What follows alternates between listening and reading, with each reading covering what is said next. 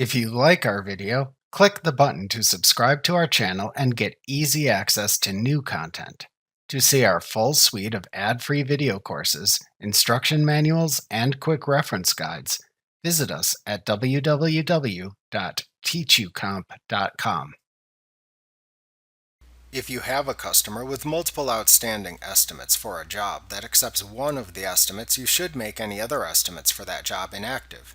When you make an estimate inactive, QuickBooks keeps a record of it but removes its value from the total estimated amount for the selected job. To inactivate an estimate, display the estimate to inactivate within the Estimates window. One way to do this is to use the Find feature within the Estimates window. Another way to find the estimate is to simply open the Customer Center and then select the desired customer job for which you have created the estimate within the Customers and Jobs tab.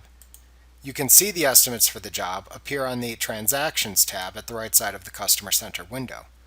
You can select the desired estimate to inactivate within the list shown in the Transactions tab, and then click the Manage Transactions button at the bottom of the Transactions tab.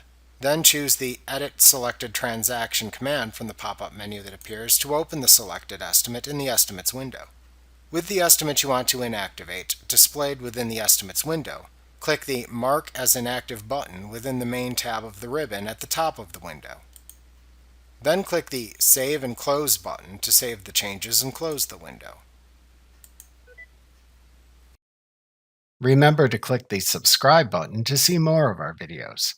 See our full suite of courses, instruction manuals, and quick reference guides at www.teachucomp.com.